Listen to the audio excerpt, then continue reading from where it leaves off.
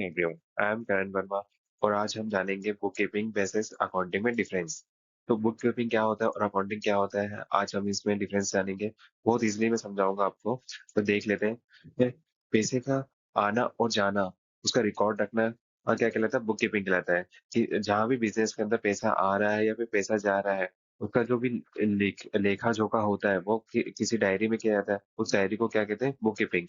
और उस प्रोसेस को क्या कहते हैं, बुक कीपिंग की प्रोसेस कहते हैं। ठीक है, जो भी पैसा आ रहा है जा रहा है, जितने भी इनकम हो रहे हैं, आपने माल बेचा या फिर आपका कोई आपको रेंट पेड कर रहा है, तो उससे आपको इनकम हो रहा है। तो वो इनकम और एक्सपेंसेस, आपने बिल पे किया या फिर गाड़ी का भाड़ा दिया, जो एक्सपेंसेस हो रहे हैं, जो भी पैसा आ रहा है जा रहा है, उसको कहीं एक जगह किसी डायरी में रिकॉर्ड करना क्या कहलाता है, बुक कीपिंग कहलाता है। ठीक है, फाइनेंशियल रिकॉर्ड को संभाल के रखना। फाइनेंशियल रिकॉर्ड को संभाल के रखना मतलब जो भी बिल्स है, आपने माल बेचा है या फिर माल खरीदा है, उसके जो बिल्स है उसको संभाल के रखना, वो क्या कहलाता है, बुक कीपिंग कहलाता है। ठीक है, अब हम देखते हैं अकाउंटिंग क्या कहलाता है।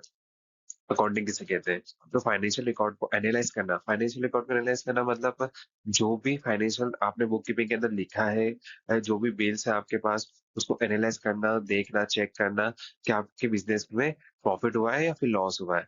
उसको क्या कहते हैं, अकाउंटिंग कहते हैं। पैसा कितना आया है, कितना गया है, उसका हिसाब किताब लगाना क्या कहलाता है, अकाउंटिंग कहलाता है। ठीक है, फाइनेंशियल रिपोर्ट बनाना। फाइनेंशियल रिपोर्ट जैसे ट्रेडिंग अकाउंट बनाना, प्रॉफिट एंड लॉस अकाउंट बनाना, बैलेंस शीट बनाना, इसको क्या बोलते हैं, फाइनेंशियल रिपोर्ट्स बोलते हैं।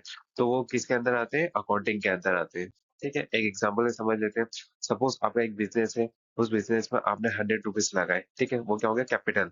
आप अपने 100 रुपीज लगा के 200 रुपए का माल बेचा। 100 रुपीज का माल खरीदा और 200 का माल बेचा।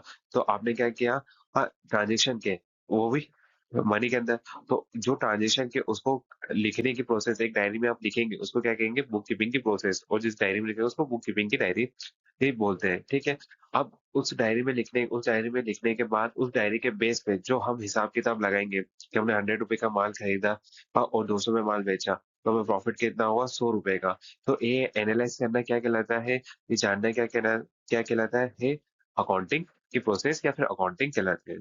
ठीक है, आई होप आपको अच्छे से बुक कीपिंग और अकाउंटिंग का मीनिंग समझ में आया होगा। Please like this video, thank you so much.